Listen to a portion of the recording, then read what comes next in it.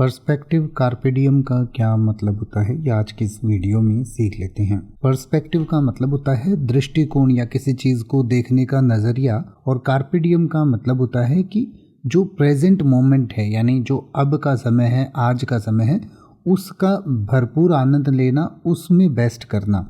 यानी कि बिना फ्यूचर के, बिना पास्ट की सोचे, जो प्रेजेंट है उसमें अपना बेस्ट देना, उसमें अपनी तरफ से बेस्ट कोशिश करना या उसका पूरा आनंद लेना को कार्pe diem कहा जाता है।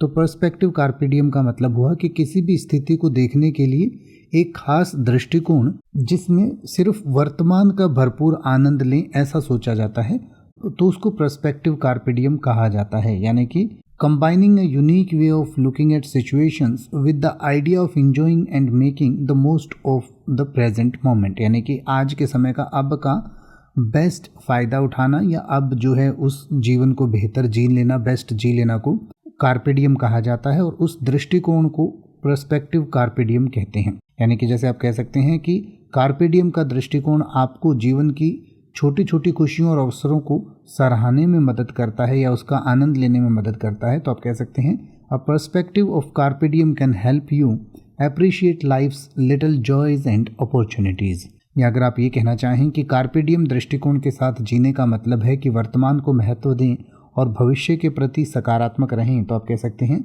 Living with a perspective of कार्pe diem means valuing the now while staying positive about the future. यानी कि फ्यूचर में जो होगा वो अच्छा ही होगा। आज के समय का जो बेस्ट इस्तेमाल हम कर लें, या आज जो स्थितियां हैं, जो चीज़ें हमारे सामने हैं, उनका हम भरपूर आनंद लें, उसी के लिए कहा जाता है कार्pe diem। और पर्सपेक्टिव कार्pe diem मतलब इस तरीके का दृष्टिकोण।